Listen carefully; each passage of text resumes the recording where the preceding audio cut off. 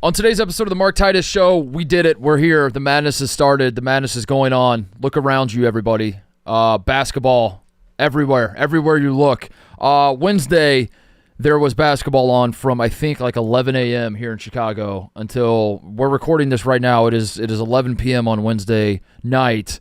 And what is the Big Sky Championship still going on? Still 3 games going on. There's 3 games going on. Big Sky Final, the WAC, Big West. This is incredible. It's incrediable. So we get to do it again Thursday. We get to do it again Friday. We get to do it again Saturday. We get to do it again Sunday. Then the bracket comes out.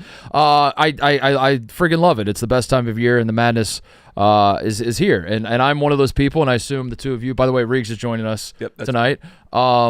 I assume you guys are this way as well. That the madness is not just the NCAA tournament. It is this. It is. We are here. I have to check in with something with you. What? Someone DM'd me and said, I want you to check in with Titus because he was saying Feast Week was better than Conference Tourney Week, but they said now that it's Conference Tourney Week. Well, that's the thing about me is I'm a prisoner of the moment. Right. And I admit it. I admit it. Feast Week's the easiest moment to become a prisoner. Right. It's the official kickoff of the season. You get the day games. You get the Maui matchups, you get all this other stuff, and it's just like, well, this fucking rules. I fully admit I'm a prisoner of the moment, and that's why I believe Conference Tourney Week is the best week in college basketball. And I think the best week of college basketball calendar is this week right now. I'll go one more. We're recording this Wednesday night. Tomorrow, Thursday, couldn't be better than today. It's the best day of college basketball. Tomorrow, Games matter more. Whatever's in front of me is what I think is the best. Anyway, a lot of, the heavy hitters don't start playing until a little bit later, but all the major conferences have started, and we're off. The ball is rolling. On today's show, what I'm going to do is, because this is very important for posterity, people come to me. Obviously, you know this. Tate Riggs, you know this as well. I am the tastemaker of college basketball. People want to know what I'm thinking because my picks are the only thing that matters. I heard some schools don't even honor AP All-Americans anymore. They just do Mark Titus Show All-Americans is what they do. They hang banners. Some schools will hang banners if the Titus Show declares them an All-American. Can be bought. So and I can be bought. I'm the most corrupt All-American namer in the game today. But no, I this is something I started doing I think a couple years ago. It's obviously not a novel concept. It's something that the AP has been doing for thousands and thousands of years. But yeah, I at the end of every regular season, I have the same thoughts. I see the same All-American list that all these other publications are putting out there, and sometimes I'm like, no, that's wrong, or damn, you got that right, all that. And I was like, well, why don't I just do it myself? So that's what I want to do today. Is I just want to I went through. I made 3 All-American teams. There's a handful of honorable mentions. I have my player of the year. I have my coach of the year. I actually did get a Wooden vote Wooden Award vote, by the way. I cast my ballot. I officially have cast my ballot for the Wooden Award. Are you sharing? Oh, I mean, yeah. If you've listened to the show, you know. Well, you know who I'm going to vote for. You know who my player of the year is. It's not going to be much of a surprise. But yeah, you actually have to do the top 10. You have to go in order of the top 10 because you get it's a point system. Mm-hmm. Yeah, so I guess you'll hear my top 10 tonight because my first and second team were my top 10 on the Wooden Award. But I'm going to do that, and then Tate and Riggs, feel free to chime in and offer some color to any of the players I mentioned, all that sort of thing, and. Yeah, that's on the docket. Last, I know the March Madness has started. This is kind of like a putting a bow on the regular season, so we can pivot starting on Sunday to the NCAA tournament and all the postseason play. But for now, I'm going to do my All-American teams. And you at home, you're free to do whatever the hell you want with them. To be honest with you, if you want to take my All-American teams, throw them right in the garbage, that's your prerogative. You know, if you're a school that doesn't get a lot of All-Americans, and you say, hey, that's pretty cool. Make a banner. Make a fucking banner, dude. Make a trophy. Should we make Cody? Can we how expensive is it to make trophies? Can we send out trophies to these kids? Yeah, I'll get on. All right, we'll send out some trophies. I mean, there's a banner hanging right over Tate. That's pretty easy to make. The Brandon Walker college football, yeah. All Titus team. We should send out. That'd actually be kind of funny if we were like, hey Cooper, I thought you might want this. Unveil it. Unveil it. It's a player of the year. All right, so let's do some All-American teams. Let's knock that out tonight. All right, so Ohio State lost to Iowa earlier tonight. We might do a post-mortem on the Ohio State season at the end of the show. Again, every time Ohio State wins, loses, otherwise, and I feel like it's not exactly relevant to the national scene. I get torn on like whether I'm supposed to address it or not. Mm-hmm. if I don't address it, I'm a coward, and everyone's like, what the fuck, man? You're not going to talk about how Ohio State tripped over their own dicks and they're going to miss the NCAA tournament. If I do address it, then people are like, that's what you're talking about? You're talking about of all the teams, of all the players, of everything going on in college basketball, we're going to spend 15 minutes talking about Ohio State. So I'm just going to do it at the end. I'm just going to throw it at the end. We can do it then, and we'll cry about all that, and and end on a very negative note, and be very upset and piss the fuck off at the end of the show. How about that? Yeah, we do it that way.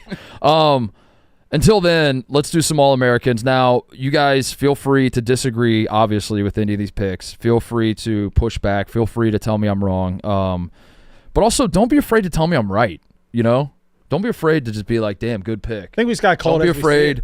I don't know. I think obviously the top two guys for Player of the Year are pretty obvious. I feel like there are a couple other guys that were the first team was a little harder than I anticipated to round it out to 5. I threw 2 names on there like everybody else did, and then you're sort of moving around the other guys. I think I considered for the other 3 spots, I probably considered 5 guys total. And to be clear, you didn't make it guard, forward. I did not. I don't believe in that. I do 5 best players. That's how it should be. I just do 5 best, especially now in the now that Tom Crean has ushered in the positionless basketball, which was Mark Byington, which was Tom Crean in the Maui Invitational, and when Anthony Edwards was there. I think. Do you remember this graphic? I don't know why this sticks in my mind, Riggs. There was like a graphic that Tom Crean was. I know what you're talking about. What did he? Fuck. Was it athlete? Look that up. Yeah, it was like athlete. Everyone had like it was the way Colorado football does like dogs and leaders. I have it. What was it? It was like athlete and no, it was every single person on his team on their entire roster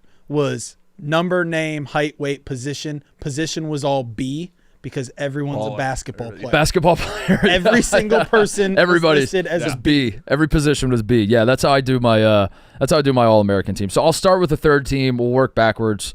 Unless someone has an objection, you think I should do it the other way? You're going 3-1, or should I go 1-3? The only thing I think you should go 1-3. All I'll say is that 1. There's not a lot of suspense with 1, I guess, at the and top. Also, if you start at 3, then it's process elimination when you get to 1. And you start to feel, and then you can just skip the rest. I would go 1. Yeah. Okay. All right. That's why you guys. Because then we can argue about. I was going to say go 1 because then we know. Like, wait a minute, you left this guy off. Okay. Great point. All right. Well, then I'll go the reverse order of what my notes say, but that's okay. I'm a professional. I can make it. I can fix it on the fly here.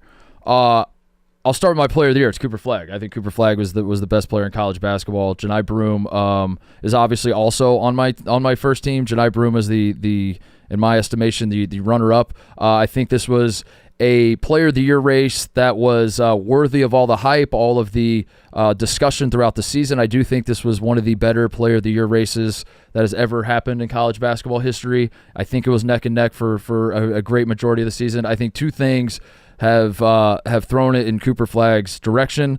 Really more than 2, but the big 2 were, 1, Auburn kind of fell off as a team a little bit. They lose their last 2, and I think that was a huge feather in Janai Broome's cap, was like, I'm playing on the by far the best team. I know Auburn had already lost to Duke, but it was like Auburn's resume is head and shoulders better than everybody else. They are the clear-cut number 1 team in college basketball, which today, by the end of the regular season, I don't think that's exactly clear.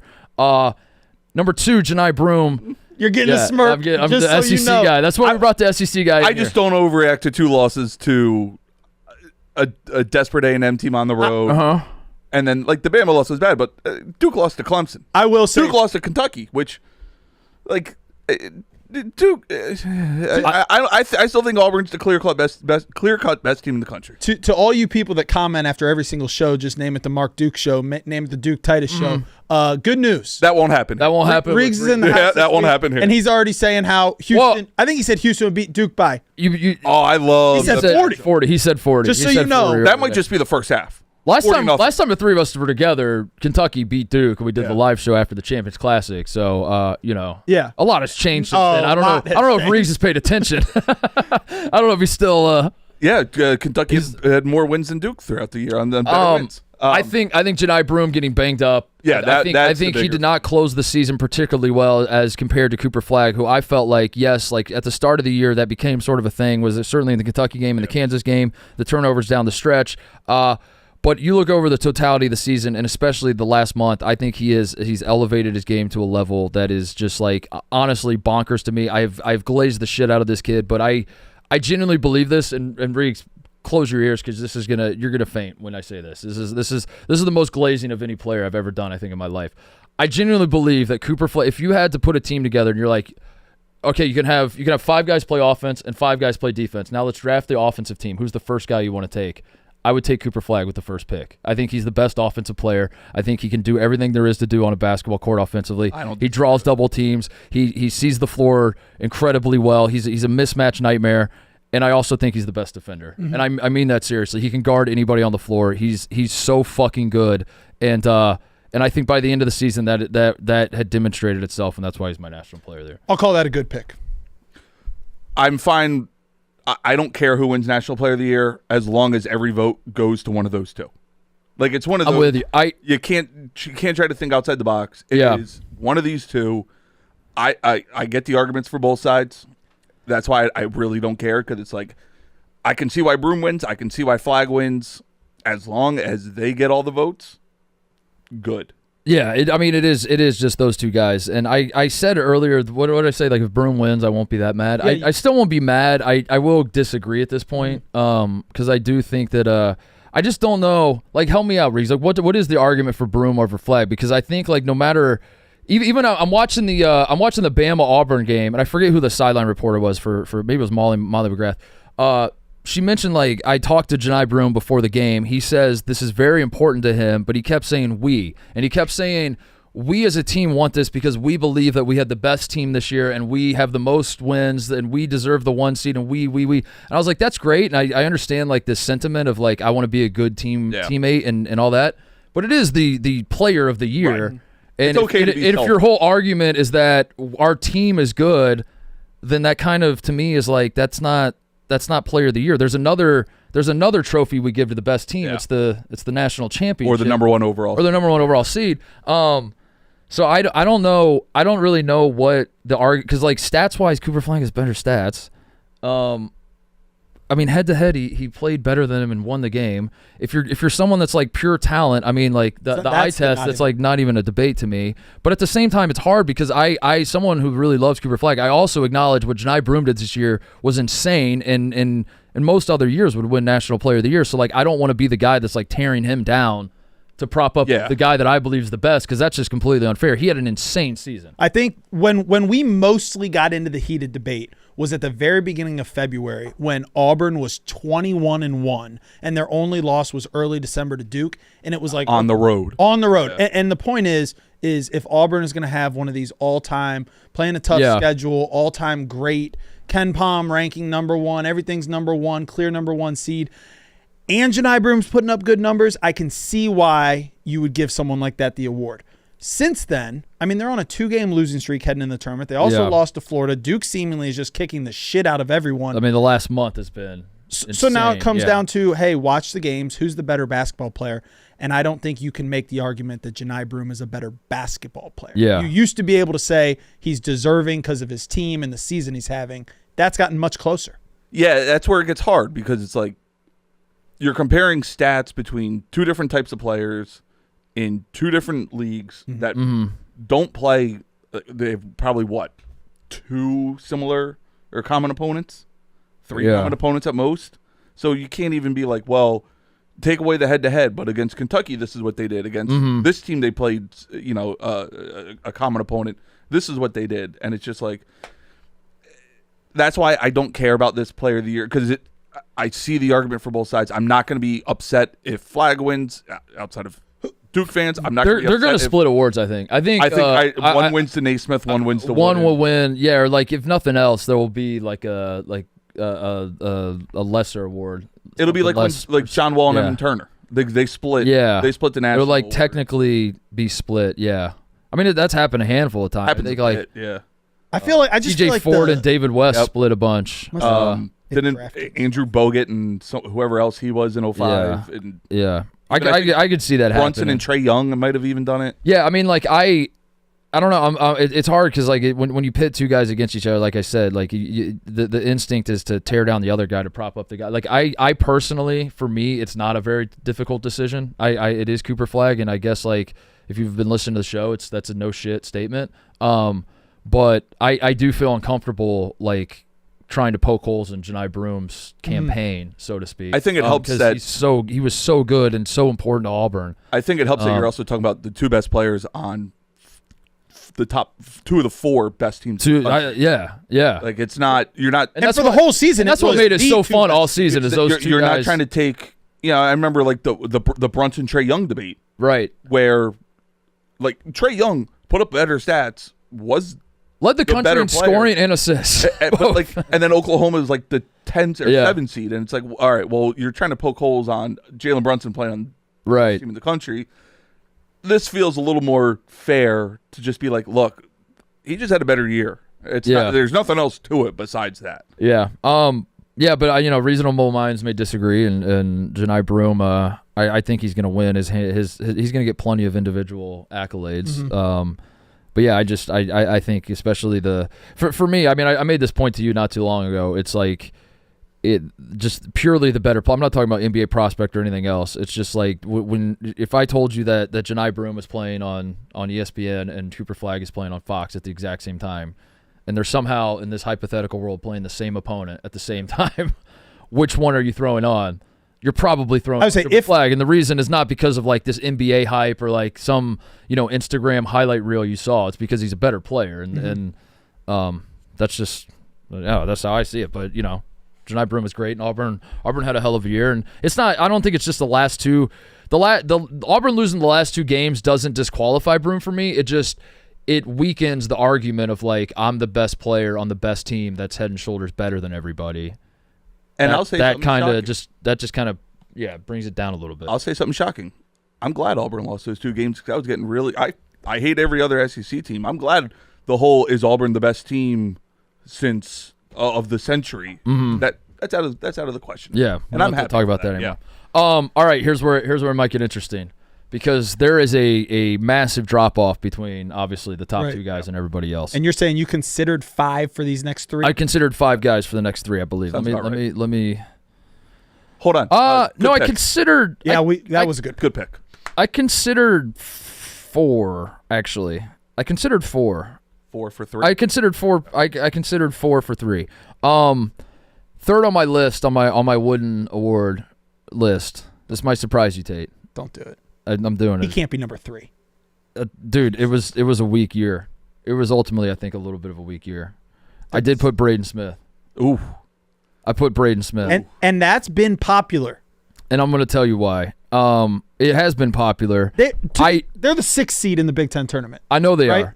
Purdue's dog shit. Like, for their standard, for this run of Purdue basketball that we've seen, this team is not that good. And they're obviously not that good. The 3rd best player in the country. He's when you watch Purdue, as I do often, he's a perfect point guard. No, he's not perfect. He turns over the ball a lot. He has full control over, I would say, 85% of the games he plays. 85% of the games that Braden Smith is playing in. He plays in slow motion. He is the singular entity that is driving the tempo, the tone of the game more than any other player, more than any coach on the floor. It is like a Braden Smith game, quote unquote. And that's true for 85% of the games. The 15% can get bad, and he can turn it over. He can miss a lot of shots. This is why. Or he passes up too many shots. He passes up too many shots. You get like an athletic guard guarding him, and he looks like, not lost isn't the right word, but he's just kind of like. He just wants to try to get like 12 assists a game, and it's like, dude, take the open shot when you have it. Yes, but over the totality of the season, 16 points a game, 9 assists a game. Crazy. He's shooting 40% from the 3-point line. Still average like 5 rebounds, for a guy who's 6 foot tall.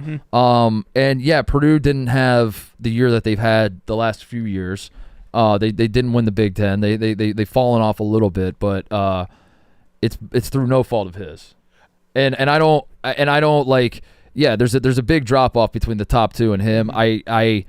I wanted to not put him on here, if that makes sense, because I've watched a ton of Braden Smith. I fucking love the kid. He's a gamer. He's super fun. He's a guy you want on your team, all that sort of thing. But at the same time, I've seen all of his warts over the years, and I understand that he's not the best basketball player ever. But I do think that he is the one guy I would say in college basketball that if my son was was a point guard. Mm-hmm. Oh, totally. He's the one guy I would say watch Braden Smith, try to play like him, and He's I the think that's prototypical for what we grew up with. When you picture college point guards, it's that style of play. Yeah. Yeah, obviously not maybe the shooting was like in the 90s, but that style of play is what we grew up with. When you think point guard, you think exactly Braden Smith. Mm-hmm. I disagree with him at 3. I don't know if I'd have him first team. I can understand the argument for it, but I will hold until I hear the next. I'm going to really upset Riggs, by the way. No. I am. He would be on my list of like Riggs. He would be on my list of like and I got to think about who would be on my first team, but I want to hear your other two before I say okay. You snub someone. So I guess my point with Braden Smith here, I'm not even upset that you put him there because his numbers make sense. I do really, really like him. Like, don't get me wrong. He's one of my favorite players in college basketball. For sure. My problem with him is twofold. One, so you've got Braden Smith as a first-team All-American. Mm-hmm. You also have another first-team All-Big Ten player at Purdue, right? And Trey Kaufman-Renn. You also have a really, really proven good coach in Matt Painter, and you have the culture. And I guess I'm just a little frustrated why, if they have all that, they're the sixth seed. If that's the recipe, how are you the 6th seed? It's a fair question. And Fletcher Lawyer, like another guy who's been there with Braden Smith as his running mate. My second question, and again, I'm a fan, but I just hate, maybe it's because there's such a big drop-off between 1 and 2 and 3, but I think it's a little bit of a damn shame. Like, of those 3, your top 3 players, Cooper Flagg, gone. Yeah. Janai Broome, gone.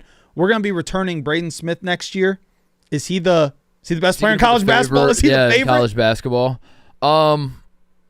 It sucks. It's gonna be like him versus like AJ DeBanson, Darren Peterson, and Braden Smith. Returning off the Purdue Boilermakers first. Yeah, man. He's I don't know. To answer your Purdue question, or your I don't know if you asked a question, the observation of like if they had a first team All-American, first team All-Big Ten, and a coach who's one of the better coaches in the country, why were they not as good as we expect them to be?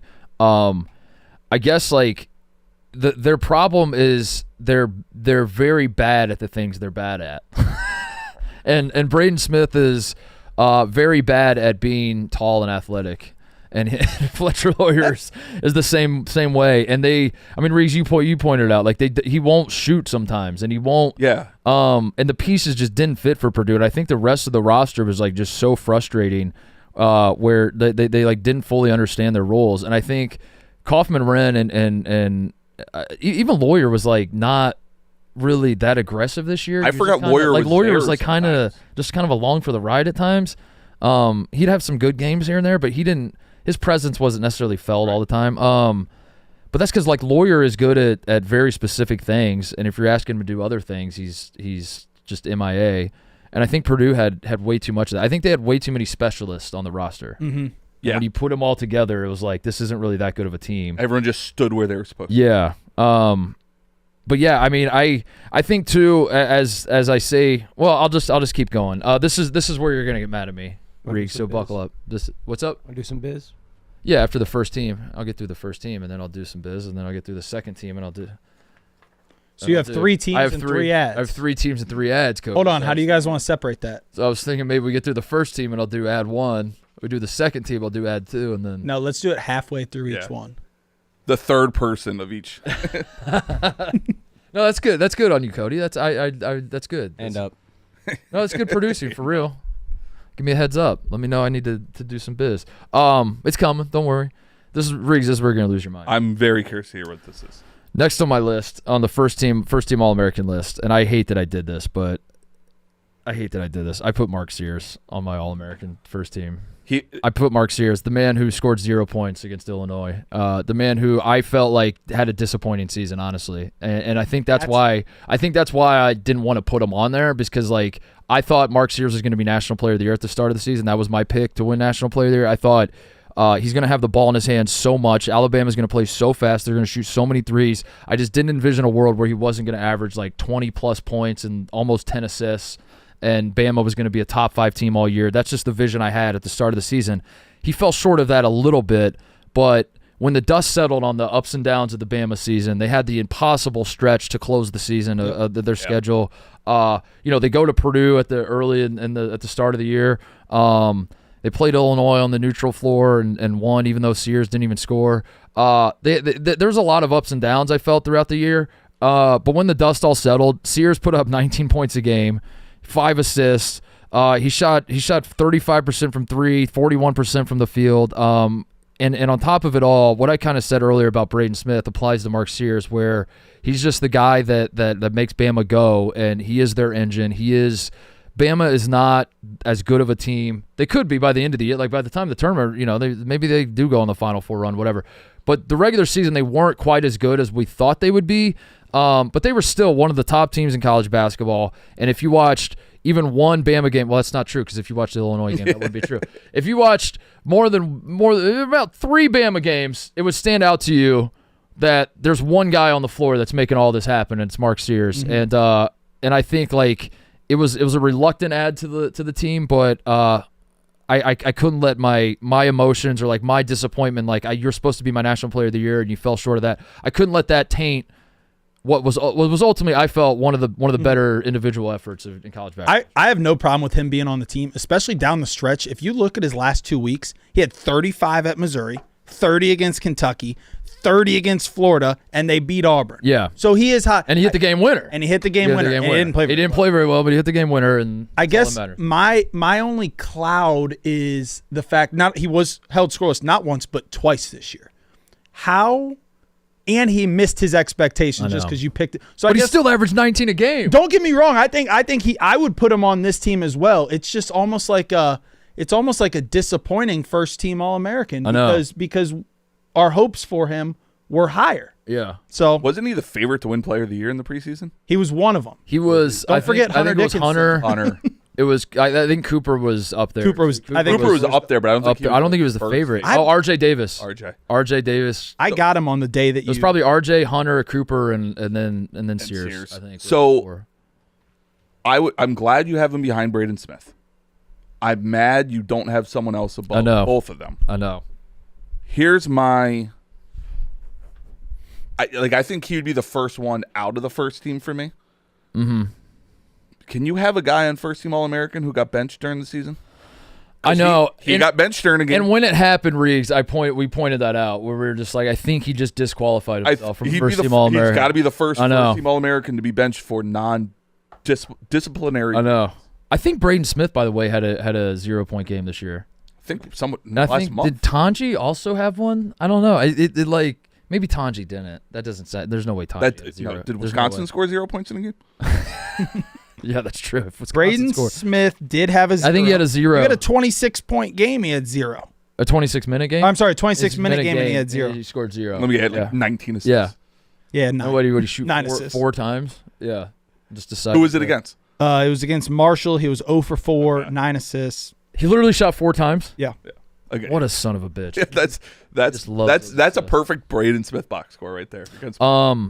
Yeah, I don't know. Mark Sears he's one of the dudes. I don't know. He's still, like, despite the ups, the downs, you're right. He got benched in a game that's not great. I don't know. He's still one of the guys that, like, strikes the fear of God in me, I would say. I think he's still he'd be one of the guys he gets going. Yeah. He'd be my first second team person. Yeah, and I mean, honestly, at this point, this is the point of the team where I'm just like, yeah, like this is where everyone's going to differ. Yeah, everyone differs, and I'm like, yeah, fair. Like, honestly, I'm not going to fight that hard. It's hard to argue against 19-5 on a top 7 team in the country. Yeah, they finished number 5 in the AP poll. Yeah, right. So I feel like aside from if there weren't such things as preseason expectations, I think it'd be pretty easy to say, Mark Sears is a top 5 player. I'm just gonna rip the Band-Aid off. Walter Clayton missed the cut. I put him. Yeah, I'm mad about that. He missed the cut. He missed the cut. He's not number 5. He's not number 5. He's number 6. To me, he's number 3. He should be the clear. I put him at number 6. I put Cam Jones at 5. You're so. I put Cam Jones at 5. You're a motherfucker. So you I put Cam Jones at 5. Yeah, you picked your favorite players in college basketball. Oh, is that not what an All-American? Cam Jones averaged 19 points a game, 6 assists. This is the Titus team. Listen, Cam Jones, same thing as Mark Sears. Like, I thought Cam Jones was... He was the player of the year. At the start of the season, like the first month of the season, he might have been the best. Like, I mean, Jani Broome was awesome too, but it was like... that was the race. It was like those two guys. And Cam Jones, like, conference play rolled around. He fell off a little bit. He didn't fall off that much, though. Marquette as a team did. Marquette has no depth. Marquette's, like, the pieces around him aren't as good as I would like them to be. Mm-hmm. But Cam Jones is putting up numbers every single night, basically. Isn't that why you said negative about Johnny Broom and why he would. Well, I didn't vote for Cam Jones for Player of the Year. But I'm saying you brought that up in Riggs, a point. I'm going to give you a fact, Riggs. I've been doing this show for a year now with Titus this whole season. He just picked his 4 favorite people in all of college basketball and then was forced I like good basketball and then players. was forced to put Janai Broom on the team because the team. I don't like Janai Broom. I'm not saying you don't like Dude, it. go back and look at the tapes after Maui, dude. I was sucking Janai Broom as much as anyone else. All I'm saying is if I was you would have sucking said, him up. if you would have said, Tate, can you list me Mark Titus's 4 favorite basketball players in all of college sports? I would say number 1. Okay, Braden Smith's not my favorite. Cody. Braden Smith's not one of my coaches. Cody. I think Braden Smith's one of my favorite players in college basketball. Cody. I'm sniffing Kizzy. Dude, I was the guy, what was it, 3 weeks ago, I'm trying to give Big Ten Player of the Year to literally anybody but Braden Smith. You were. I was trying to give it to anybody. And then Anybody, damn it, now he's got to get it. Bryce Williams, you want it? I'll give it to you. Tons, you Nick, can have Nick it. Martinelli, you want it? Fuck, I'll give it to you. I was trying to give it to anybody but Braden Smith. You know why he's doing this? You guys forget that he donates to Purdue. I'm a Purdue booster. Hell yeah. Day of giving. All right, talk about Cam Jones. So I mean, Cam Jones is he's nice. He's nice with. I think okay, 2 things. I think he closed the season well. I think he started the season well. I think in the middle, like if there was such a slump, like if you go back and actually look at what he was doing, he didn't slump. He was pretty steady the entire way. I think he's the best finisher of a guard. Like I don't know how to say it. Like he finishes in the paint, finishes at the rim. Yeah. Better than anybody else in the country. He stands out as like if you don't know anything about basketball and you're watching a Marquette game, you're like, that guy's different. Yeah, that guy, got that guy's athletic finish. And triple-double against Purdue in a marquee game. Ends the season against St. John's with like 32 and 9 and 7 or something like that. Yeah, that's what it was. Yeah, I don't know. I thought the guy was awesome. And again, he to me though, he does fit the mold of like weirdly disappointing, even though you put up monster numbers and were still great. And I think Marquette fans would be like, I watched him play every second this year. He was awesome, Titus. What are you talking about? But I just started so He started so hot. I thought I was like, I'm gonna, in the same way I talked about Cooper Flagg all the time on this show and Janai Broom. I was like, if there's nothing to talk about this in any given show I have to do this season, I'll just Google Cam Jones and see what he was up to lately. Yeah, and just you talk say about something him about Big East and it's a ratings. I just thought Cam Jones was going to be was going to be that relevant, and he wasn't. And but I think over the, like when conference play started, he fell off a little bit. That's why he wasn't Big East Player of the Year. And also R.J. Lewis and St. John's won the league and all that. But I think for me, National Player of the Year is the entire season and the start of the year. I mean, the first month or so out of the gate, he was. I'll say I think he was unfucking real. I think your first team will be 5 of the consensus across the country top 7. Yeah. I think Walter Clayton will be. I think that's 5 of the top 7. You put Broom. I mean, so I got the mix, right? It's Broom and Flagg. Yeah. Yep. And then Braden and Sears are going to be in there, I think. And then you kind of throw the rest into a hat and draw them out of that. 5 others, right? Well, go ahead. I was going to say, for me, I just think Clayton. He is everything you said about Sears and. Yeah, that Florida team is just so good, and Clayton is the catalyst for it all. And I know their backcourt's loaded, but he's the catalyst for it all. When you watch them really get going, and when they look like the best team in the country, it starts with Walter Clayton. And what he did, again, from start to finish, you can go back to last year, and he was awesome. But what he did start to finish, I think for me, I would have him 3. And you'd put and then put everyone else down. Bump everyone else down. Yeah, and then maybe add one more into the hat, one more name into the hat for me. That would be, what would that be? 4 for the last 2. Yeah, I think I'd have it. The only switch I had would be Cam Jones for Walter Clayton. I think I like Cam Jones' bag. He's an incredible basketball player. He consistent all year. He had no games in single digits. He was a very good basketball. The problem is, they came out of the gate so hot. He came out of the gate so hot. They're now the 5 seed in the Big East tournament, and Florida's going to be a number 1 seed. I know it's not. I know the first team All-Americans is not a team award, but Walter Clayton is averaging 17 some points a game for a top 5 team, and with a ton of other weapons. It's not like his usage. Like Cam Jones should have that high usage rate. Should have the ball in his hands at all times because Marquette doesn't have as many options. But as you have like an Elijah Martin out there and 19 bigs from all over the world that Florida has. They do. They have the taste of the world. They really do, those big guys. Put a pin in Walter Clayton. We're not done with him. We're not done with him because that was my first team. Okay. That was my first team. Walter Clayton. Not a bad first team. Not as bad as I thought. Spoiler: Walter Clayton was the first. Was the Yeah, if I was doing like a Big Ten deal where you just like numbers don't matter and you can just throw whoever you want on the first team, I would throw. So throw Walter Clayton on the first team. He's your sixth man of the year. Yeah, he'd be Walter my Clayton. sixth man of the year. Sixth man on the. I would, if it was me, honestly, I'd throw all 6 of them on the court to start the game and see if the ref notices. I would just put them all 6 in my. It's not a bad starting lineup strategy. and just see what happens. You might get a few seconds. And honestly, if we get the technical foul, it's still probably worth it because if you had those 6 out there, you're probably in good shape anyway. March Madness in March is good. Madness in credit is bad. To take control of your credit and finances, make sure you pick the Experian app. Experian could be your financial Cinderella with tons of free tools at your fingertips to help you take control of your financial life. The amount of free tools you get with Experian could fill a bracket with things like your free FICO score. You could boost your FICO score instantly, free with Experian Boost. You get free access to a marketplace of credit card, loan, and auto insurance options, all matched to you. Freeze your credit file for free as well, helping protect you against identity theft. Make sure you're ready for your one shiny moment with Experian. Go to the App Store and download the free Experian app now. Results will vary. See App Store for details. Go to the App Store and download the free Experian app and do it now. All right, second team. That was the first team. So to recap, I had Flag and Broom are unanimous, even though it's my vote. I do it that way as well. Like every pick is unanimous. Yeah, you're the only I'm the one only one who voting. voted. But I still make the designation that it's unanimous. I like that. You know what I mean? If you do send out like banners or whatever to these people, you need to say you were all unanimous. You were a unanimous all unanimous. Titus team. Unanimous third team. Yeah, unanimous third team.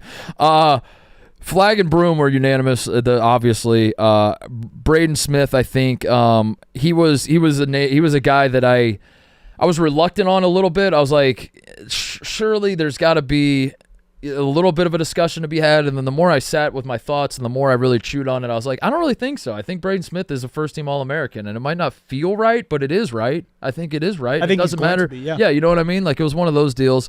And then Sears and Mark Sears at Alabama and Cam Jones at Marquette were what I rounded out the top 5 with. And yeah, you're right, Tate. You're absolutely right. A lot of it is like my own personal bias of like I enjoy watching these guys play.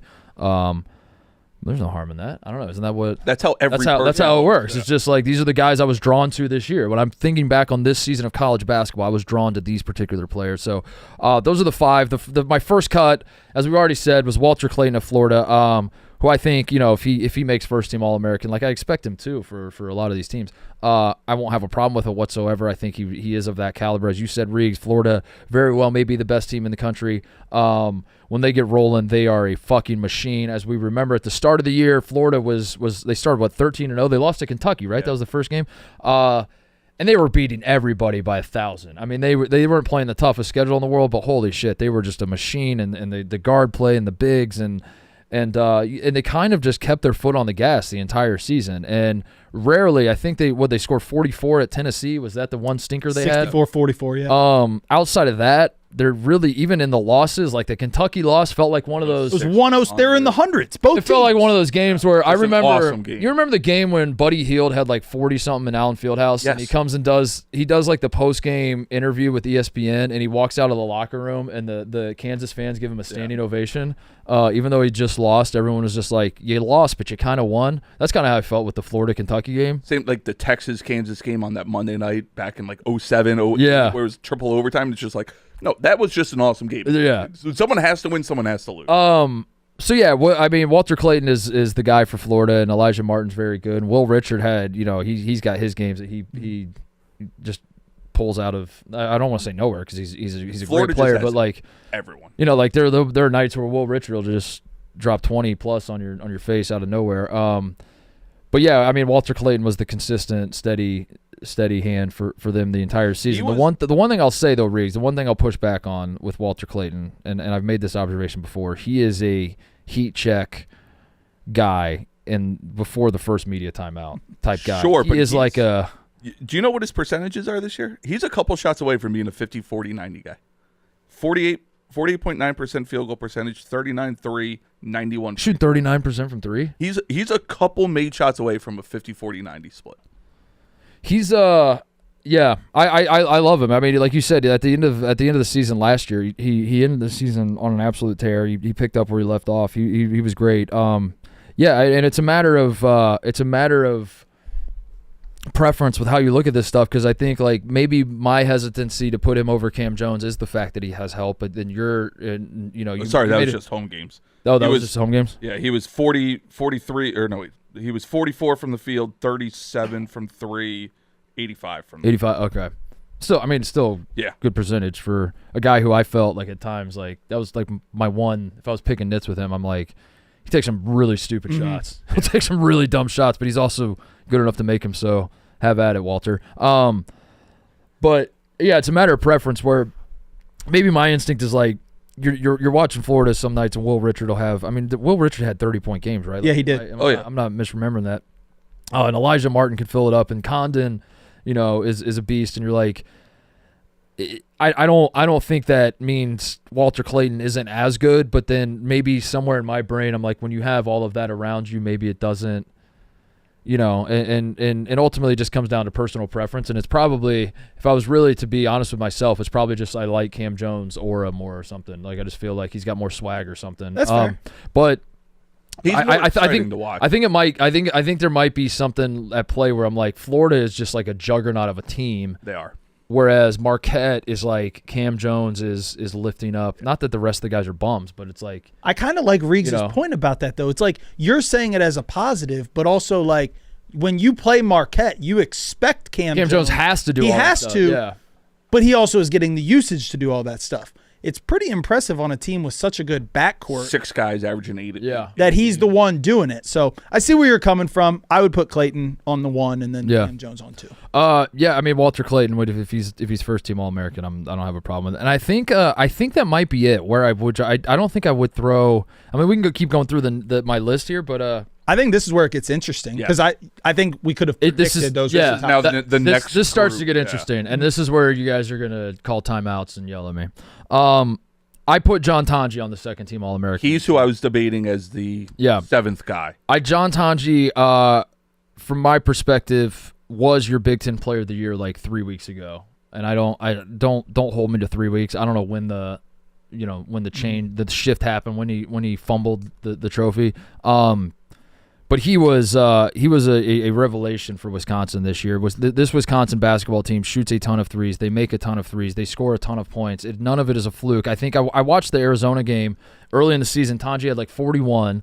I think he shot like 28 free throws, and I don't even know if that's hyperbole. I think I just said a number that felt very high, and then as I said it, I was like, honestly, it might have been. It might have been 28 free throws.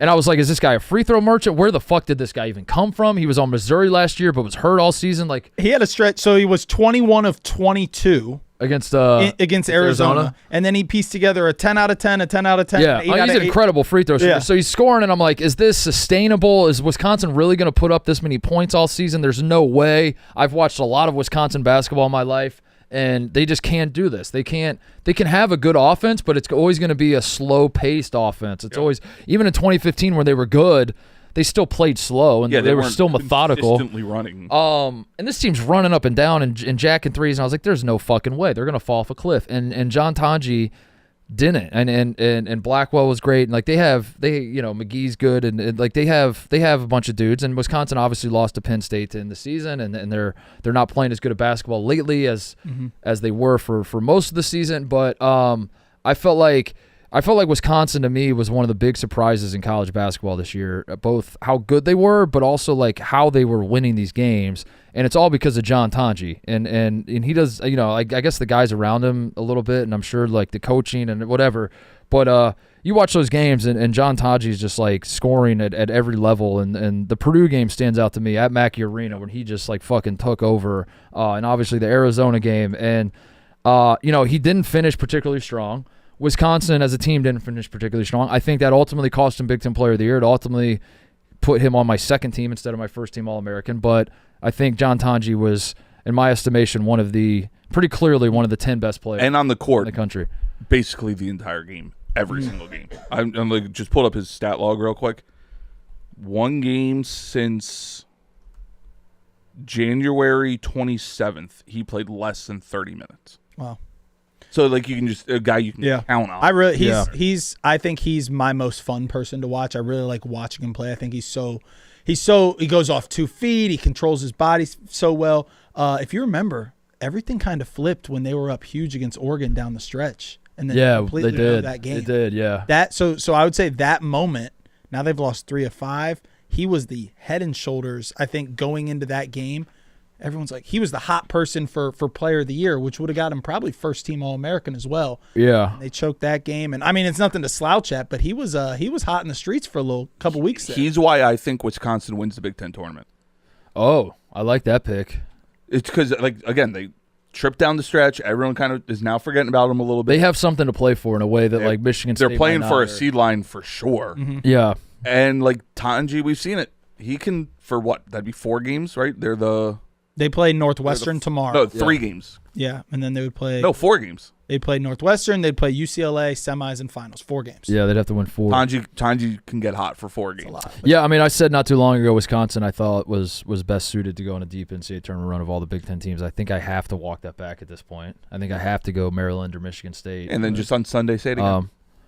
But yeah, who gives a fuck? If they win, yeah, if they win the Big Ten tournament, I'll just prisoner of the moment. Yeah, I'll just Fuck be prisoner of the moment. That's what I do best.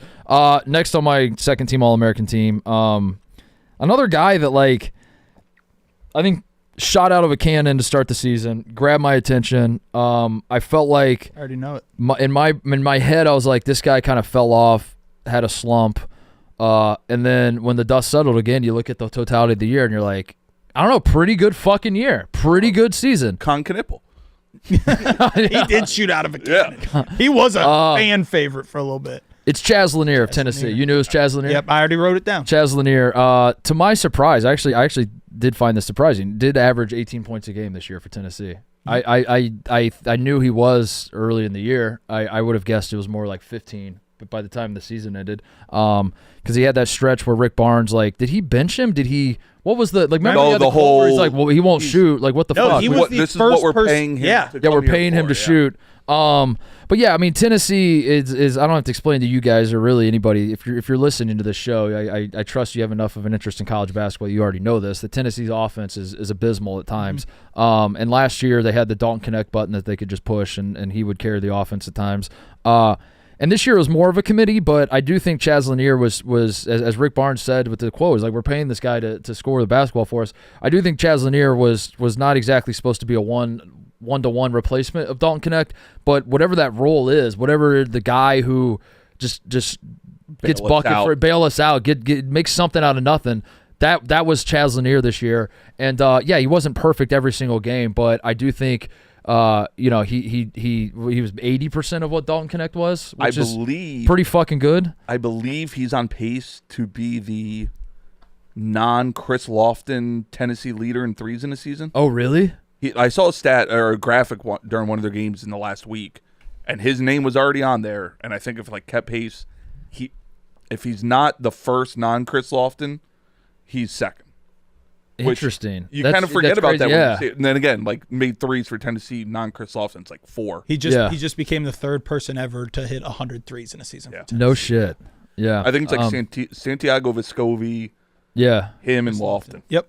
There was a time though, I think in like December, where I was thinking Chaz Lanier, player of the year, had some legs because Tennessee's number 1 in the country and undefeated, and he's averaging like almost 20 a game. And I was like, and he looks the part. Listen, I know Janai Broom's awesome. I know Cam Jones is awesome. I know Cooper Flagg's awesome. But if all these teams stay on the trajectory they're on, and Tennessee just like, what if Tennessee wins the SEC and Chaz Lanier's averaging 20? It's gonna be really hard for him to not be. If they're like in 26 and 4. Then they went to Gainesville and put up 40 points and got beat by 30. And then they fell off a little bit, but that part made me like, go cold on Chaz Lanier a little bit. But all told, he had a great year, and Tennessee is not as bad as I maybe think they are. I still don't really fully trust them. I still think that the crash out feels inevitable. But welcome to March. Yeah, well, that's how March works, and and I think what he was brought in to do for Tennessee, I think he did his job and then some.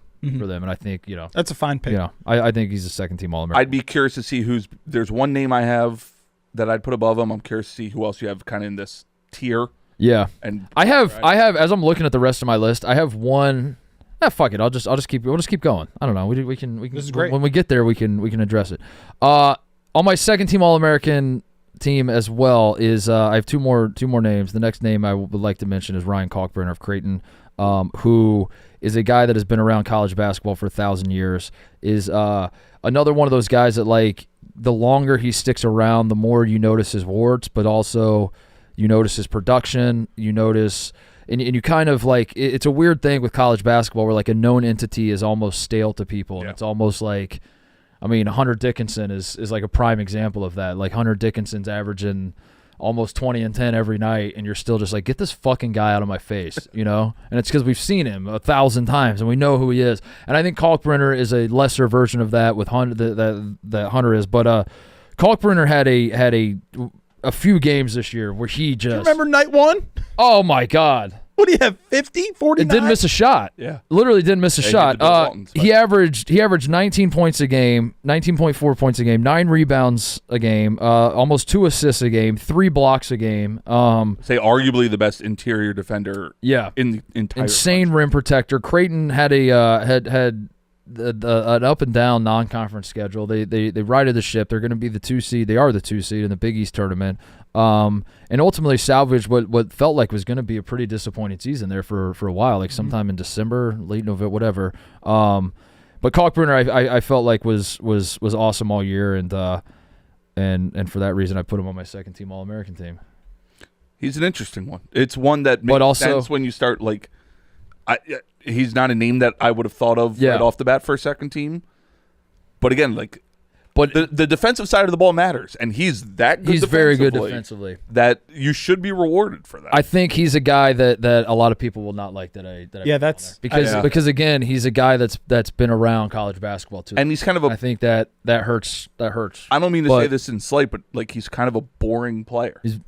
He is. To the average fan, is not going to go out and watch a Ryan Kalkbrenner game. And he's a 7'1" white dude that's been there forever, so it's almost like if he was elite and he was this really great player, he would have moved on by now. Right. So he's a 19-9 guy in college basketball. That's what he is. Yeah. But I thought Creighton, 22-9 heading into the Big East tournament, second the big, like, and they were dead for a little. They were dead. Yeah. They were very dead. Yeah, they were 7-5 and lost to Georgetown by 25 points in the middle of December. And then all of a sudden they rattled off like 8-9 straight wins.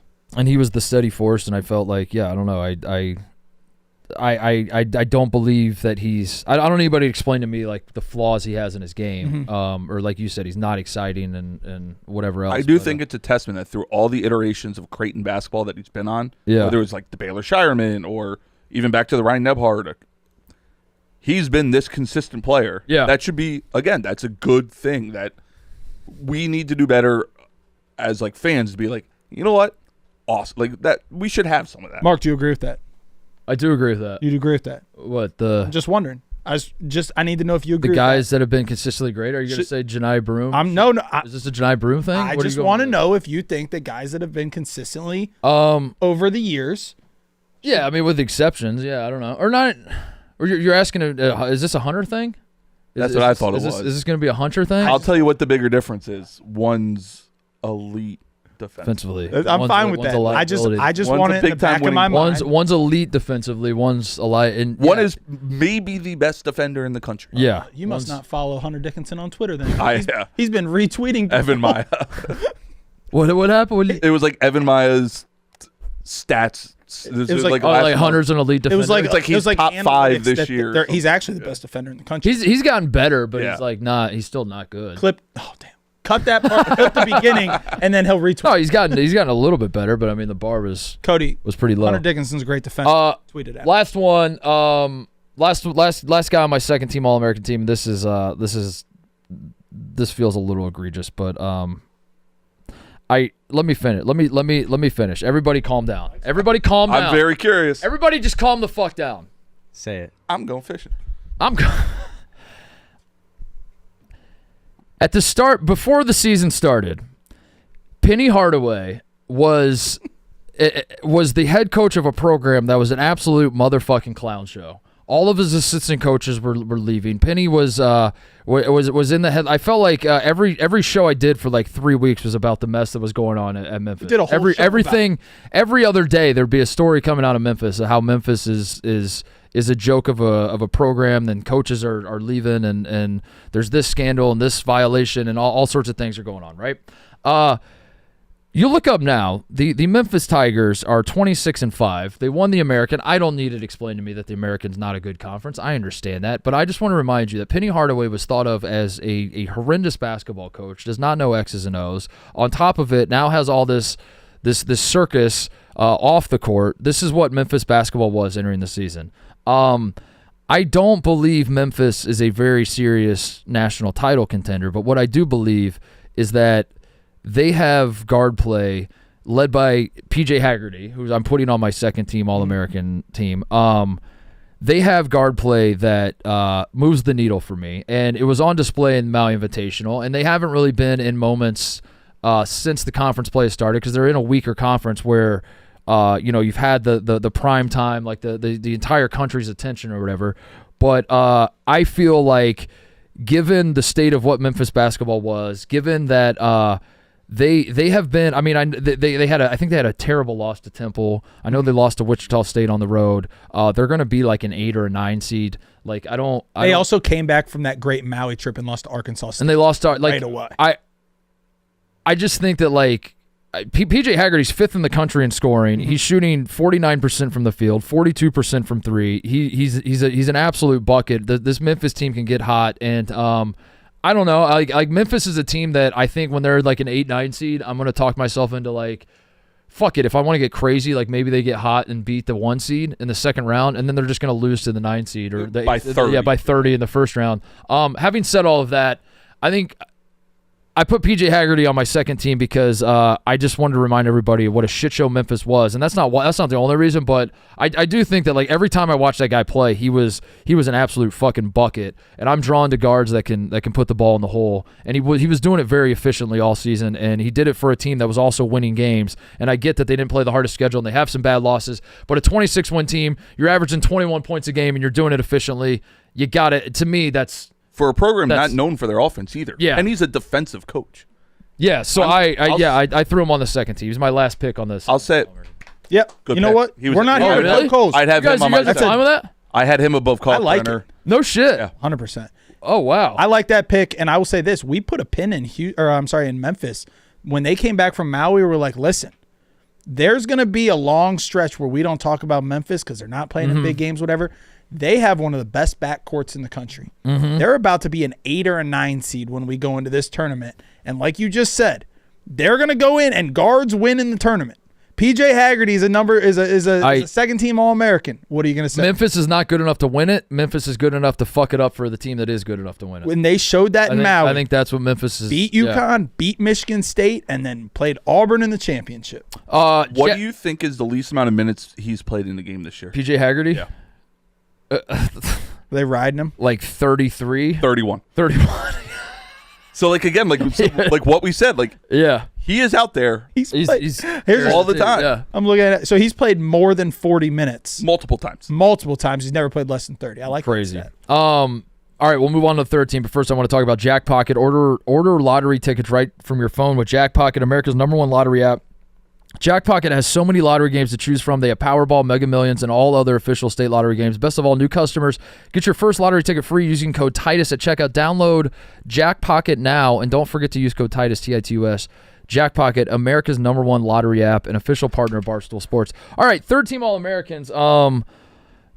Yeah, this is kind of this gets really messy because I think there's for five spots there's probably 20 guys that have a realistic argument to be on here. Here are the 5 that I picked, and again I don't feel particularly strongly about it, but I did spend a little time. It's not like this was a haphazard exercise for me. I did really think about it, but reasonable minds can disagree. Here we go. On my third team All-American team, I did put Zakai Ziegler, Tennessee, who Reegs is rolling his eyes, Reegs is rolling his head, and he has the Kalkbrenner thing where he's been around college basketball forever. I think I fell victim to watching Tennessee enough on nights when Chaz Lanier wasn't good and Zakai Ziegler would carry the offense. He's He's not their best defender. He's the most overrated defender in the country. He's the most overrated Maybe in defender all country. of college basketball. But he's a good defender. Ever. He is. I was going to say timeout. You He's said back-to-back the whole SEC country Defensive Player of the Okay, Year. he's not the best defender on their team. I agree with that. It's He's a Meshack. fine defender. He's not the best defender on this team. This is the problem. When you're an SEC, like Welcome to the show. I like this. This is good. This is because the Zakai Ziegler elite defensive is been so overblown because Speak he's on it, not Reese. the best. He's okay. He All right, calm down. Jemai Everybody calm Meshack, down. yeah, everyone calm down. Jamal But he's not the best. Meshack's the best defender. And when you win back-to-back SEC Defensive Player of the Years, you should be the best I defender. agree with that. And I he's agree with not. that. He I agree wasn't. with that. He wasn't a year ago, and he's not this year. I agree with that. He's coming in. Here's what I'll I'm going to tell tell this, you. You better have something good to say because he's Here's what I'm going to tell you. okay. Zakai Ziegler averaged 8 assists a game. Zakai Ziegler averaged 13 points a game for Tennessee, who can't score the basketball. Mm-hmm. Zakai Ziegler also, I think this matters. I think being a heart and soul type guy on a good basketball team matters. I think that gives him a little bump for me. I think being the guy that, being the fucking emotional leader and all that sort of shit. I agree with everything you're saying, Oh, Riggs. Jimmy Titus over there. Riggs, I don't think Zakai Ziegler is as good as Tennessee people think he is. I don't think he's. He's Well- honorable mention for me. Like that's. Yeah. I don't think he should be. He's an All-American. I think a lot of his game gets overblown. The heart and soul thing, while I understand it and it matters, I think gets overblown because guess what? Every good team has one. That's not true. That's not true. To be clear, not every team. Not every. I team said has every one. good team. Did he say every good team? Did he say every Every good good team? team. Cody? Did he say every good team? Play the tapes. I Okay. said every good Then team. I retract. Every good team has the heart Yeah. and soul. Well, they have I agree with you. He is theirs. And I think I that do matters. love that he's. Fourth year at Tennessee. I do think it's awesome that he's been. He does everything. around. He does everything for them. He does. I mean, we've talked about you have Chaz Lanier, second Yeah. team. I think he's the MVP of the team. Throughout the year, without Zakai Ziegler, they would be a problem. There were stretches throughout the year without him on the court, they would have been absolutely in shambles. I think without Chaz Lanier, they're like. I think I know. I now you might be talking. I don't know. It's hard because like Tennessee is, they have to have good players. Well, how are they good then? How are they winning games? This is their first repeat on a team. So like you think they it's have two Chaz Lanier's carrying them? I think he carries them more than what. If you offered me Lanier, let's say you offered me Lanier and Igor Milicic or Zakai Ziegler and Igor Milicic, I'm taking Lanier Milicic. Yeah, I'm taking Lanier and. but I guess Meshack. I guess I put Lanier on my second team. So you did. Yeah, you so I agree. guess I did. I agree with that. But I'm saying this is your repeat. This is your first two from the same team. And I still think there's a player out there who's way better than Zakai Ziegler. Maybe I'll say his name. I would assume you will. I don't know. Ziegler, like, again, takeaway fandom from just a college basketball fan. I think it's awesome. He's at one program for this long, and he I'm not saying he does nothing for him. He obviously does a lot for him. I just think a lot of it gets overblown, especially the defensive stuff. The defensive stuff is overblown. The production, though, I have also seen him go like 0 for 14 against. Right, but I also love that he's 5. I mean, you a guy averaging 13 points, 8 assists, 2 steals for a team that's Yeah, sure. that's in the Again, running for a honorable 1 mention, seed. It's in honorable the mention. running for a 1 seed. I'm on your side. That's pretty fucking good. I just think he's on more honorable mention than. And yeah, First your person, perspective, Matt. I mean, like you're an SEC guy. You see this guy. You've watched him play 10,000 games. You know. Yeah, I don't know. Like I've never been scared of Zakai Ziegler, whereas like That's fair. I would be That's scared fair. of a Chaz Lanier. I or agree I'd with be that. Scared of some That's other fair. names out there. That's fair. That's a good point. I think this is all fine right now. It's once you solidify your third team. And the fact that this was It's the first name on there. Yeah, that part is interesting. But I will say once you have your 15 guys, that's when it becomes like okay, how'd you leave this guy off? Was it All right. Next on my list is Chucky Hepburn at Louisville. 16 points a game, 6 assists a game. Was named the ACC Player of the Year, which was horseshit, or the ACC Defensive Player of the Year. Yeah, that was that was really really bad. But he's still a very good defender. transfer of the year too? No. Yeah. John Tanji. Yeah, Tanju. True. is really- Yeah, true. Yeah, average almost 3 steals a game. Louisville is like kind of an under the radar, but kind of not really at the same time story of college basketball. And yeah, I thought Chucky Hepburn had an insane season, and I don't know how many people paid that much attention to it, but Louisville had all sorts of injury problems all throughout the year, and he was ACC Defensive Player of the Year, averaging 16 points a game, 6 assists. What the hell? Throw him on the third-team All-American team. Yeah, I think he'll be a popular third team.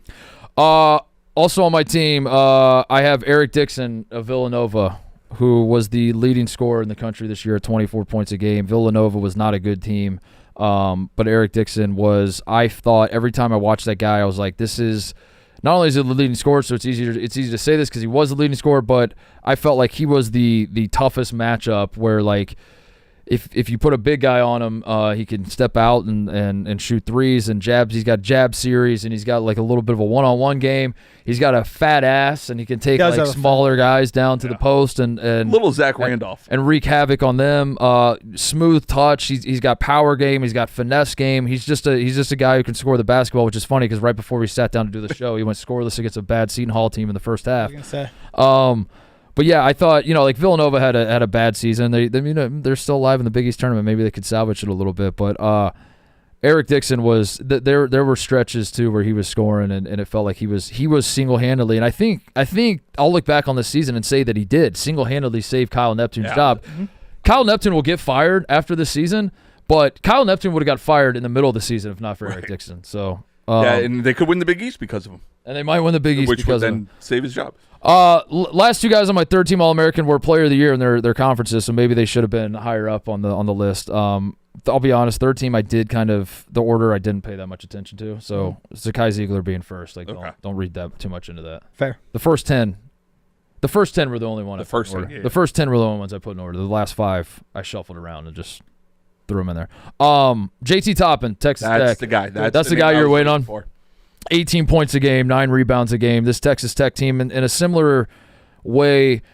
And a similar thing I said about Wisconsin, where like if you haven't paid attention to college basketball in a few years, you might see Texas Tech and be like, oh, I kind of know what that program's about.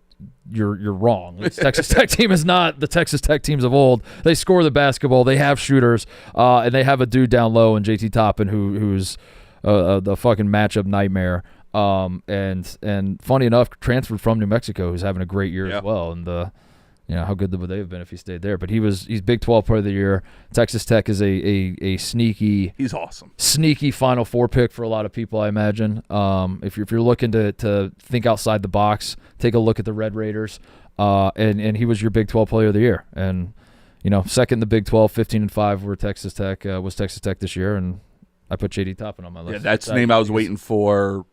I'd have him above Kalkbrenner. We probably put him second team. Yeah. I love everything about his game. I love everything about the Texas Tech team, and again with all these guys, he's the catalyst for that all. He will go out. I think he's had a 40 and 20 game at one. Yeah, 30 and 20 game. He's just so good, and in this conference that you expect, especially an up transfer, to just kind of get beat up year one, and he's Big 12 Player of the Year. Kalkbrenner and Ziegler, I knew were going to be the two that. I'm fine with those. Those are the two. Like I said earlier with Kalkbrenner, it's like those are when you have a guy that sticks around too. That's like akin to putting Caleb Love on on an All-American team. I'm fine with Ziegler too, but I'm glad you corrected that. This is the order. He was not number 11. Yeah. No, I'll be honest with you. The Wooden Award, you do your top 10. Right. So you have to order. So that's you're voting on your top 10. So I thought we were. So I did. Titus thoughts though, this is how it came to your brain and how you wrote it. Oh no! I did my top 10 as I did the Wooden Award, and then when I was doing the third team, I was like, I want to throw 5 guys on there, and then I didn't pay attention to the order. So and then the last one, funny enough, Big East Player of the Year, which I agree with. Mm-hmm. RJ Lewis, I would have voted him Big East Player of the Year. And you're saying make sense. You said Cam Jones is first team All-American. You said Ryan Kalkbrenner second team All-American. Now you have RJ Lewis third team All-American. You would have voted him Big East Player of the Year. I'll tell you why, because to me, I view the Big East Player of the Year as the conference only, and the national as the entire season or whatever. And I think the non-conference, the Kalkbrenner, like the opening night game, for example, and shit like that. I think you look at the whole story of the season with these guys. I think St. John's. The story of the St. John's season was not about one singular player, even though RJ Lewis was the best player, and St. John's is clearly the best team in the Big East this year, and he is very deserving of the Big East Player of the Year. yeah, that's why I put the other two guys in front of him. But R.J. Lewis, if it shakes out where he's above them, like that makes total sense because he was the conference player of the year, averaged 18 points a game, 7 rebounds a game. And St. John's, we've talked about them ad nauseum on this show. I don't need to keep beating that drum of how fun of a story they've been, how bought in they are. The Patino renaissance we're seeing right before our very eyes. Like, not only is he winning these games, but the interviews he's doing, the clips that are coming out of him talking to his team, like everything Patino's touching is turning to gold right now, and that includes R.J. Lewis. So he's on my third-team All-American team. Has an argument to be higher. I don't really think. No, that's first team great. probably is stretching it. Maybe he has an argument for second, Yeah, but I think third makes the most sense, right? I think so. And that's it. Those are my guys. I think the biggest snub is probably L.J. Cryer at Houston. I had 3 names. He was one of them. I have 4, yeah. Trey Kaufman-Wren or They're going to get on you about that. I have an issue. Hunter Dickinson. No. Derek Queen. Derek Queen. Derek Queen, freshman of the year, Big Ten. I like Derek Queen a lot. Donovan Dent. Donovan Dent's a good one. He's top 12 in points and assists in the country. Donovan Dent's a good one. Better than Zakai. Boys, this is hard. We're talking players. It's hard. If we're talking players, I think Trey Johnson just had an incredible year at Texas. Yeah. I don't know. I'm not saying he's an All-American, but I'm saying he's a really freaking good player, and the rest of that team is not very good, and he's just averaged 20 a game. He's a buck. Trey Johnson, I don't. This might be more important than being an All-American. He's the number one guy who I would classify as a bucket. Yeah. Oh, wow. He's a number one bucket. He's bucket of the year. Yeah, he's heat watch. Bucket of the year is Trey Johnson. Send him a banner. Does that count for anything? Javon Small. Javon Small, great season. This is so hard, dude. Yeah, especially when you should I expand the? Well, you just don't waste a pick on Zakai Ziegler. Yeah, you're right. Then you get one of these. That was probably the miss. To me, that was the miss. Yeah, and I understand. Like, I understand the arguments. I just like. I don't know. I watch him play, and as much as I don't want to like him, I'm like, dude, he's got his fingerprints on fucking everything. Every Tennessee game I watch, he does have his fingerprints on everything, and I think like it's hard to not notice that. So I'm with you. I'm not scared of him. I'm not. I don't think he's got much of a basketball future. I know he's 5'9". I completely agree with the defensive stuff. Like, he's completely overblown. He's not even the best defender on his own team. Again, like if we said his name now, I'd be completely fine with it. Completely agree with it. It is crazy that we listed all these names. No one from. I mean, somebody quickly mentioned Hunter, but I think we all were just kind of like, all right, whatever. Yeah. No one from Kansas. No one from Kentucky. No one from Arizona. No one from North Carolina. Yeah, that's right. That's right. And Hunter does, for what it's worth, I do think Hunter is a victim of the just fatigue. Known entity, the fatigue. I do think that, like, he put up great numbers, and Kansas is bad for Kansas, but they're still a good team. At like if you change Kansas's jerseys to Ohio State, I would be like, pretty decent year for us. And he's putting up numbers. He's putting up 17, and he's putting up crazy numbers, but we know too much. It's just what we've seen every year, like. Yeah, that's what I think. That's why Ziegler and Kalkbrenner are 2 names that I think people are gonna hear me say, and they're gonna be like, "I thought you knew ball. You're throwing those guys." No, I don't think you're gonna get that. What are you doing, Coach of the Year? Yeah, Coach of the Year. All right, and then we'll wrap this up. Coach of the Year. So, Coach of the Year is very difficult. I was gonna say, how do you want to do this? Are you only naming one person here? I had first team, first teams. I did first team, second team, and third team Coach of the Year. On my third team is Zakai Ziegler. Coach on the floor. Coach on the floor. Yeah, Braden Smith. Braden Smith. I thought, and again, this is just me. This is my thoughts, and I have my own biases. I mean, I'll put $1,000 on who he chose right now. You might be wrong. Okay, you might be surprised. I would say you don't want to put $1,000 because I might surprise you a little bit. Although maybe it's not gonna be stunning. I thought I had 2 guys. I wrote down 2 guys. I stared at it for millennia. It felt like I was just staring at him, and I was like, very good argument for this guy, but fuck, great argument for this guy. Great. In the end, I just got to go with what my notes say in front of me. Yep. What are you doing first? Are you doing the first? Should I do honorable mentions? Yeah. I wrote down 4 honorable mentions, and then 1 guy who I picked as Coach of the Year. Okay. Honorable mention: Pat Kelsey at Louisville. Good year, Pat. Pat Kelsey is not going to win Coach of the Year. I don't think he should, but I think you should tip of the cap to, and Reeves, I know you're a Kentucky guy, but you have to acknowledge as well that Louisville has been a joke of a program. Yeah, I mean, the fact that he quadrupled whatever Kenny Payne. And all the injuries they've had this year. Yeah, and absolutely. All the circumstances for Pat Kelsey to get Louisville fans like very excited about March is kind of a semi-miracle. And he can make me hate Louisville again, which is important for the rivalry. And I think very impressive that after 1 week of the season, he was the front runner for Clown of the Year. Because if you remember, week one, that's right, before Tennessee, and then they get beat by 22. That's right, begging fans to come to Clown of the Year to honorable mention. Great you kids coming to the game, and they're like, "Yeah, we're coming, coach." And he's like, "You coming though?" Yeah, but and he's like, "We said we're coming, coach." He's like, are you coming though? Are you excited to come? Are you coming? Guys, like we're trying to eat lunch here at the cafeteria, man. Like, God damn, Pat, we're coming to the game. What else do you want from me? But yeah, he semi-miracle to get Louisville this good this fast. Also on my honorable mention is John Shire at Duke, and it's like he's got all the talent, shouldn't be that big of a deal. I think this could have gone wrong for Duke. I think we are in the post recruiting class era of college basketball where you just assume if you bring in the best. I mean, look at Rutgers. Rutgers had two of the top. They might have the second and third pick in the draft, the number 2 and number 3 recruit. You still got to coach the talent. You still got to coach the talent, and yeah, I know he was given a lot of great pieces, but Duke has had an incredible year. They're playing phenomenal basketball, so I think that's deserving of an honorable mention. But also, he does have by far the most talented roster, so he's not going to win Coach of the Year. Agreed with, and I hate that because Coach of the Year does always feel like the biggest surprise, and it's like, well, just who's the best coach? Also, he recruited the guys. And that's part of being a coach. That matters. So he put together the team. He put the team together. He put the team on the floor. John Shire. Along similar lines, Bruce Pearl, I thought, was going to win Coach of the Year like a month or so, 2 months ago. It felt like he was destined to win Coach of the Year. I have him on my honorable mention. I think this Auburn team was expected to be pretty good, and certainly not this good. Mm-hmm. They have a historic season, even though they lost the last 2 games heading into the SEC tournament. Their quad 1 wins are outrageous. One of the best resumes we've ever seen in NCAA tournament history. Incredible non-conference schedule, incredible conference schedule, stacking up wins left and right. Might have the best player in college basketball on his team in Janai Broome. Tahad Pettiford's a ton of fun. I don't know. The Auburn team is very, very good, and Bruce Pearl deserves recognition for that. Deals with Chad Baker-Mazara on a daily Baker-Mazara on a daily basis. You should win Coach of the Year for that alone. So that leaves. At least you do the obvious 2. Do you know the 2 names? I know one of them for sure. I texted you the answer. I have the opposite. One of the names is Rick Pitino. Yeah, and then Tom Izzo.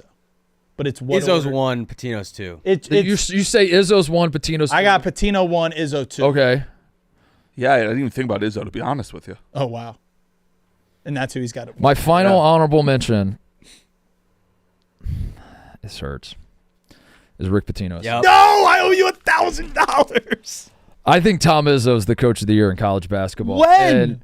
Yep. When did you change your vote? I changed my vote when it dawned on me that this Michigan State season makes no fuck. I started talking to Michigan State people, and they were like, it makes no fucking sense. They were quit on their team the last time we were together. Tate, I saw Izzo family members.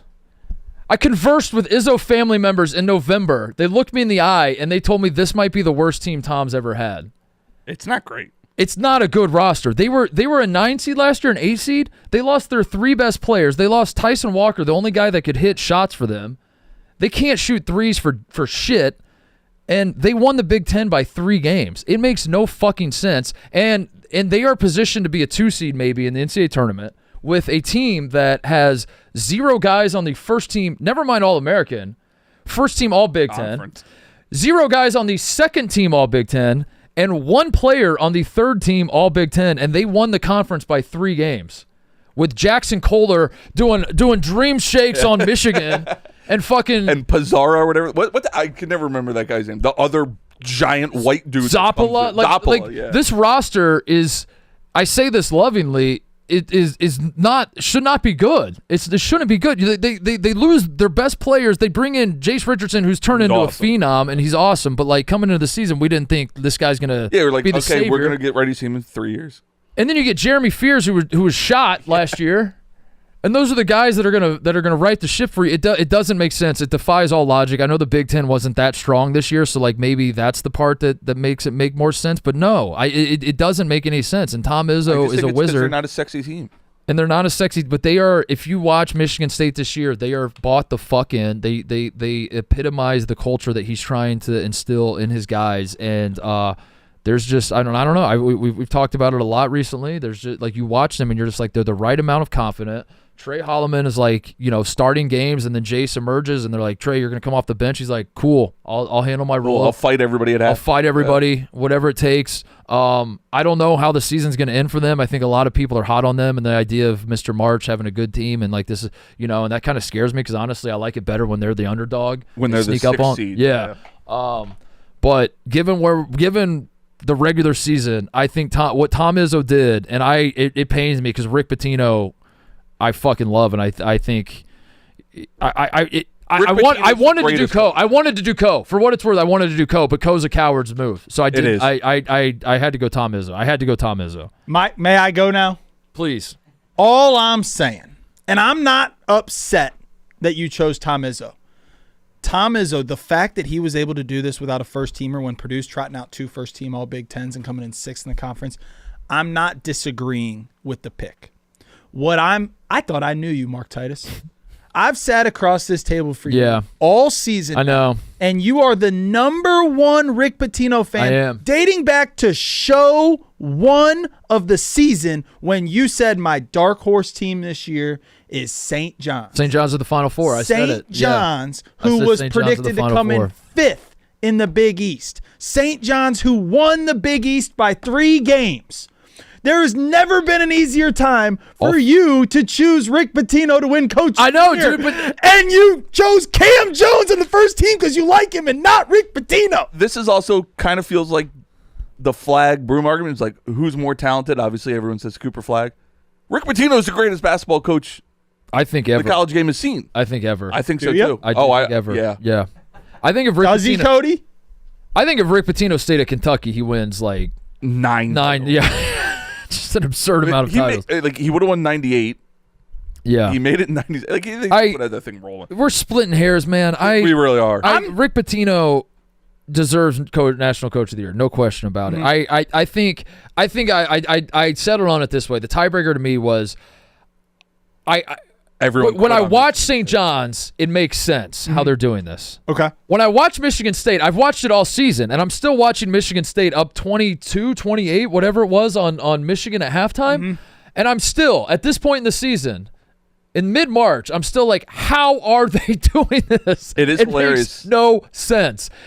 I think it was, I honest to God, I think it was the Jackson Kohler dream shake. I think I watched Jackson Kohler post up against Michigan, and he goes, 15-footer, hits it on Michigan, and I was like, are you fucking kidding me? Honestly, Are you fucking kidding me? I'll say this, because this is credit to you.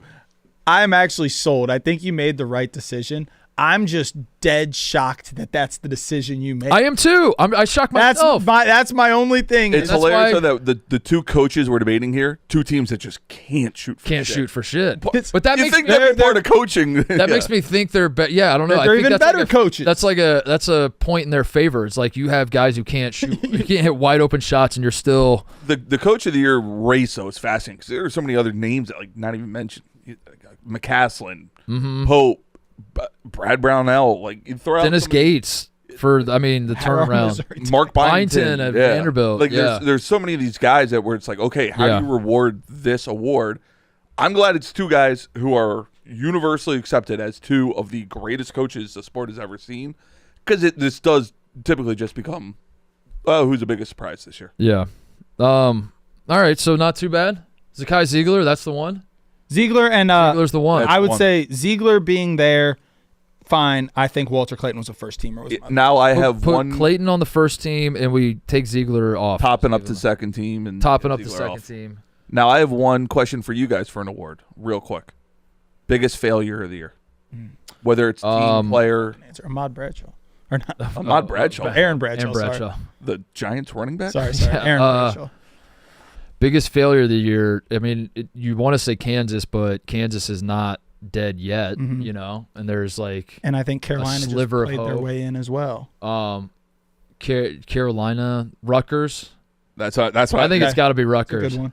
I think like honestly, as much as I want to say like the 4 that come to mind are Kansas, Carolina, Baylor, Rutgers, and I think Indiana, which like I know that sounds crazy, but like Indiana was, I don't know, Indiana won the offseason, quote unquote. White Boy Rick yelled at me about them being the best team in the Big Ten. They just have not been relevant really at all season. But I think 3 of those teams still have a shot to like salvage something. Whereas Rutgers is done. Right. Rutgers is just done. And UConn's still alive, and UConn's another one. Baylor, and yeah, they've been disappointing, but like March heals all wounds. You know, you go on a deep run, and it's like, who gives a fuck that we didn't have a great regular season? I just remember the very beginning of the year that it was the debate of how good is. We were already talking. Would you take Kansas and Bama or the field? Yeah, and I thought so that I would take the field. I'll take the field. The other one, did I answer that? Because I do have my answer now. I would take the field. Another weird one I would say. I know that they're not having. No one thought they're going to be this good except for Danny Hurley. I still laugh every time I think how pissed off he was that he was ranked 3rd in the preseason poll. Yeah. He was just like, how are we not 1? Well, disappointing year. Rutgers was 25th in the preseason poll. Wow. Texas was 19th. I want to talk about Venmo before we get out of here. Sign up for the Venmo debit card in seconds and add your card instantly to Apple Pay or Google Pay to use your balance right away with no monthly fee and no minimum balance requirement. Pay in store or online with your physical card or a digital wallet. It's up to you. Earn up to 5% cash back at top brands when you shop with the Venmo debit card. The Venmo debit card works with the easy-to-use app you already know and love for paying your friends. Seamlessly split transactions with a few taps and manage your card settings right in the app. Safety is built into the app with 24/7 fraud monitoring, purchase protection on eligible purchases, and the ability to easily lock your card directly in the app if your card is lost or stolen. The Venmo MasterCard is issued by the Bancorp Bank N.A. pursuant to license by MasterCard International Incorporated. DOS offer terms apply. Start spending your Venmo balance instantly with the Venmo debit card. Sign up today at venmo.com/card/apply. Some housekeeping before we get out of here. I think that went well. That was fun. I enjoyed doing that, and everybody disagrees, and that's part of the fun. I'm sure we're gonna put this out as a graphic or something, get the people fired up, get them yelling. I feel like Houston people are pissed about our LJ Cryer not being You on. did, but you did mention it. Yeah. I think LJ Cryer is a miss if I'm trying to soften the trying to clean up my own mess here. That you made. I did trying it. To play both sides. Trying to find the guy who did this. Who the fuck did it? Who the fuck put Zakai Ziegler on the All-American? Who the fuck is Mark Titus show? Fuck this guy, dude. But yeah, some housekeeping before we get out of here. So tarred and feathered list. This is very important because we're about to lock in our teams. For the final list. First of all, some teams we crossed off between the last time we crossed off teams and now. Arkansas is off for having 12 or more losses. Chattanooga had stuck around for a very long time. They hung around. I don't know how they did, but they're finally crossed off. Montana, same thing. They have 9 or more losses. North Carolina's off because of the loss count. San Francisco's off because of the loss count. Stanford's off because of the loss count. West Virginia's off because of the loss. All those, the stipulation. If you have 9 as a mid-major, 12 as a major, you're crossed off. The other things I wanted to point out were that you must. This is something that's relevant now. Every national champion has made the conference tournament, their conference tournament semifinals. No national champion has ever lost in the quarterfinals or earlier. Yeah, that is a stat. That is your stat of the week for a conference tournament. I'll be curious to see if it changes with these super conferences. This is risky because the super conferences, the SEC is the best example. There are going to be good teams that lose in the quarterfinals. So you just added that rule? I just added it. That's the most dangerous thing you've ever done in my life. Well, no team's ever done it, Tate. We're going to be fine. History's never broken. Timeout. Hold on. You're timeout. Okay. All right. This is my first timeout. No. Okay. So no one's been crossed off yet because of it. Right. So I'm just saying, like, we don't have to panic yet. We don't have to. We haven't enforced this rule yet. But just like say on Friday that like Auburn loses, like Alabama loses to Kentucky, we're just all right. Hold on, let me see the SEC crossing off SEC Alabama. Tournament. It'd be Auburn versus Arkansas or Ole Miss. This is risky. No one's ever. The super conferences do make it interesting. Auburn versus Ole Miss. Mm-hmm. If it goes according to chalk, Auburn, Ole Miss, Tennessee, Texas A&M, Florida, Missouri. So Missouri's already off, and then Kentucky, Bama. Kentucky, Bama's the one, but Kentucky's not winning the national championship, dude. Okay. Listen, I love a little gamble, but what you are saying right now, there are 4 teams: A&M, Tennessee, Bama, Kentucky. You're crossing off 2 of them, no doubt about it. It's never happened. Fuck it. It's never happened. Not one time in the history of this sport has it happened. I love it. And if it Colorado's going to beat Houston tomorrow. Don't even put that in there. I'm only worried about the fact that. Okay, you don't want to do it? How do you want to tweak it? Tweak the rule then. No, You got to do it year one. No, fuck it. I love it. it's never been done. It's never been done. This isn't even my rule. This is the universe saying it's never been done. Like, think about the headline it would be if a team lost in the quarterfinals and ends up winning the title. It's gonna be Nash. It's gonna be like the moon landing. Call it the Titus rule. It'll be on one site. They're gonna Barstool say, Sports. "Wow, Alabama lost in the quarterfinals, but still won." A card laid's a card played. A card laid's a card played. I mean, I was looking for more weight because if we don't cut off more teams, dude, we got Then we're just right getting now 64 teams in the tournament. Right now, I have 39 I like my teams on the chances. list. There's 39 teams on the list right now that are still alive. Part of the reason I like it is this makes Friday immensely interesting. Of course, and it makes it so much fun. yes. Good That's what rule. I'm saying. Good rule. I'm saying I'm worried No, about it starts tomorrow because tomorrow you lose some tomorrow's teams. you start losing teams. I was worried that people are going to look at we've been doing this all season and we're getting to the finish line and people are going to be like, oh, so you just You have the best 30 teams. You have the best 30 teams in the country on their list. and, Like that's and not, then Missouri. yeah, and then Missouri's the one crossed off. Like that's not anything. And I was like, well, let's try to find some more criteria. And then I forgot about the thing where no team has ever won a national title that didn't make the semis in their conference tournament. I have no So problem. let's add it. I just want you to know, this is the last thing I'm saying. I have just we are no longer cheering for any sort of chaos in the next 2 days. Like if Georgia Tech No, of just happens course not. to beat Duke and we have to cross No. Duke off, what are we talking about? He doesn't get it. He doesn't get Never it. been done. It's never been done. If Duke loses to Georgia Tech, they're not a serious title threat. We don't have to worry about them, dude. Cody, why is this guy not getting it? I want nothing We're more. fine. I want nothing more than We're Duke and Auburn. fine, dude. We're I want fine. to watch you guys cross off Duke and Auburn. Somebody needs to at some point look up like what exactly tarred and feathered entails. Like how hot is the tar? I don't know, but I'm driving back out for it. I'm not trying to. Like Baylor can beat Texas Tech 100. Like they can. Bro, it's never. Hey, he's not getting it. It's What not- are we talking What are about? you talking about? We're dude? gonna lose so many teams. What He is doesn't get it. He We doesn't did this get it, all Cody. He year, and doesn't it's get it. never been done. It's never been done, dude. You think I'm just pulling this shit out of my ass? This has never been done. We're I fine. want nothing more than to watch Tate have to take the black marker and cross out. Okay, how about Duke this rule? and Auburn. I wrote down 3 things. That's just number 1. All right, but just be ready. I got 2 more. Just be Schools ready. that start with When- the I got letter 2 more, C. dude. When we're sitting in that gambling cave and freaking Big Cat's got the over in West Virginia, Houston, and he's like, come on, 6 more points. And I'm chanting like, let's go, Cougars. Yes, dude. Come on. Yes. Live a little. And also, Cody, tell him. It's never been done. We're fine. Number 2, the other thing I wanted to add, eight seed Villanova in '85 was an 8 seed and they won the national championship. That's the lowest seed to ever win a national championship. So I thought cross off any 9 or below, which is going to be some of these, like your Bradleys or your Drakes. I think they're still on the list. Your George Mason's still alive. History somehow. will repeat itself. 8 and above.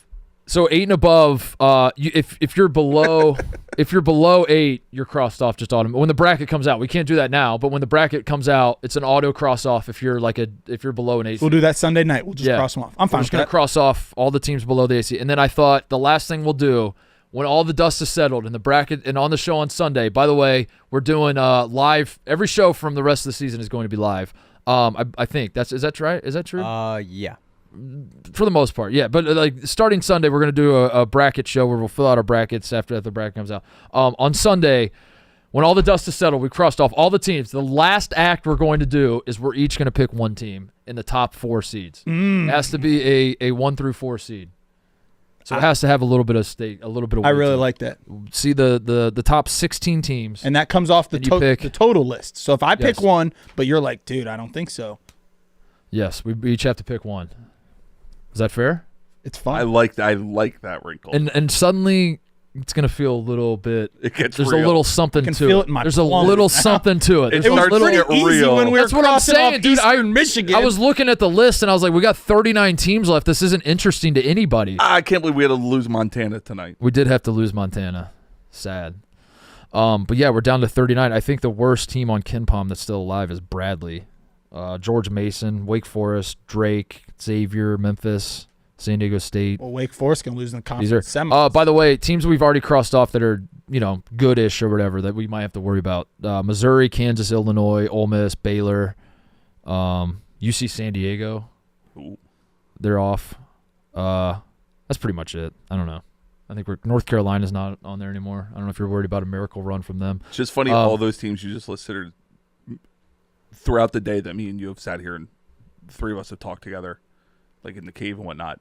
Teams that we talk about being like, they're going to be the 7 seed that makes the Sweet 16. Yeah, exactly. It's just like instantly crossed off. We're going to be fine, Tate. We're going to be fine. It's never happened before. Cody, you're in. Are you in with us? Yeah. You'll get. I already feathered crossed off Duke on my original. He did. That's right. He did. He said, They're "Fuck not off." winning that shit. Oh shit. All right, that's the show. Those are my All Americans. You're gonna be back here Sunday, Reeks? Yeah. You Yeah. fine. All right. Here, Yeah. all the way Come fill out a break. I invited Bosco and he said, we'll see. Oblos. Blows, man. We'll see. I got shit. He's like, I'm a busy man. So I want to pack the room though, dude. This is a big bracket year for me. They all are. I don't think it's a legacy year. I think last year I was okay. I think last year was just like a routine year for me. So I'm trying to think like this year. I sort of feel like Bill Self a little bit with Bill Self's team this year. Like I just kind of make the tournament. If we can salvage a Sweet 16 out of my bracket this year, I'll be happy. But we'll see. Some years are bigger than others though, Tate. When your national champion pick gets upset by a 15 seed, what was the year I did that with Kentucky? The St. Peter's 2022. Yeah, 2022 I picked Kentucky, dude. Then 2023 became a legacy year, and you got to bounce back. Mm-hmm. You know what I mean? So I think I'm in a decent enough spot, but it's all hands on deck, dude. I'm getting white boy Rick. I think he's gonna be in here helping. He was a little. But I asked, nervous about that. Yeah, he didn't want to. But we'll figure it out. We're gonna get a group in here, and Sunday we're gonna do the I'm gonna do the show with Brandon and Big Cat. We're gonna do live as the bracket's coming out. We're gonna do our own little bracket show, so you can watch us instead of CBS. And then after we're done with that, after that cuts, we're gonna take like a 10-minute break just to piss and get everything situated in here. And then we'll fire up the cameras in here, and we'll all fill out our brackets. Everybody fills out a bracket, and I love doing it that way because it's just like it's gut instinct. It's gut instinct, and you lock it in. And you lock it. I lock it in. I do one bracket. I lock it in. That's the bracket. And then after the first and second round, half the people will message me, and they'll be like, "You dipshit! You cost me so much money." But then, weirdly enough, there's like another group of people that's like, "Dude, thanks so much for your bracket picks. I made so much money." And I'm like, "How does that make sense? How is everybody?" We all had Auburn in the Final Four. I don't understand how I help some people and hurt others, but whatever. I'm excited, man. March is here. Best time of year. I'm in such a good mood. I don't even want to do the Ohio State thing. Fuck you. Okay. Fuck it. We suck. Yeah. I don't care. We'll see you in the crown. We'll see you in the crown. The program's dead. I'm whatever. Who gives a shit? Let's have a fun March, and Buckeyes won't make the tournament, and I'm fine with it. Let's just hope we don't get tarred and feathered. That's all we're rooting for now. Now that Ohio State's out. What?